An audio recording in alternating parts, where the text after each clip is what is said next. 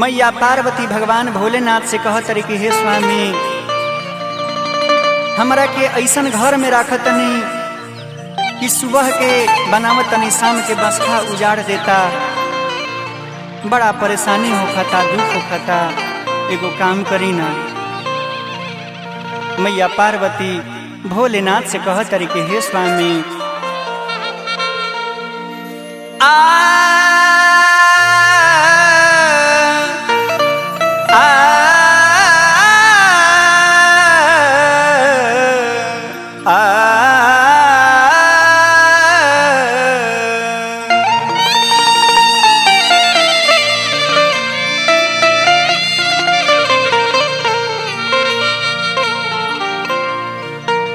कि असहु छवई बाकी ना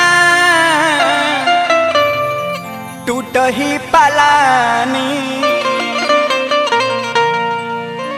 तोहरा से पूछा तानी एहो भोला दानी कि बरसी सवनवा के पानी हो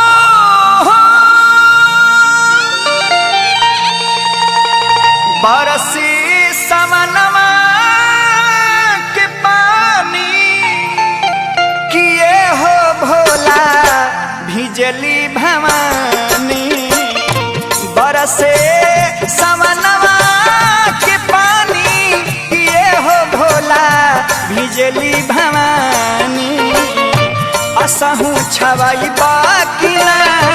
टूटही पलानी, तोहरा से पूछा तानी एहो भोला दानी, बरसे सवनवा के पानी किए हो भोला भिजली भवानी, बरसे सवनवा के पानी किए हो भोला भिजली भवानी।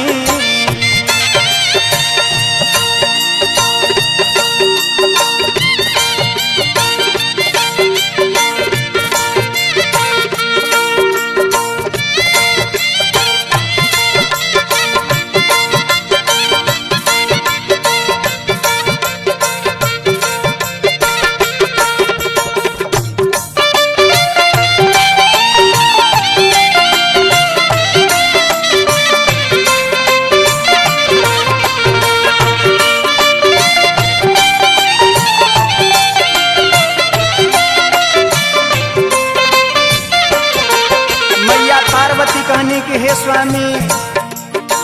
रउरा जवन कइले बानी उ सारा संसार जानता कि का कइले बानी। कहली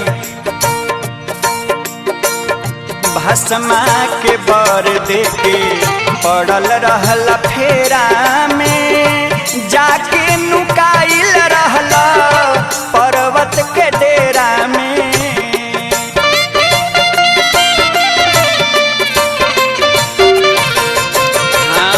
भस्मा के बर देके पड़ल रहल फेरा में, जाके नुकाइल रहल पर्वत के डेरा में, कतनाल सही हम गलानी हो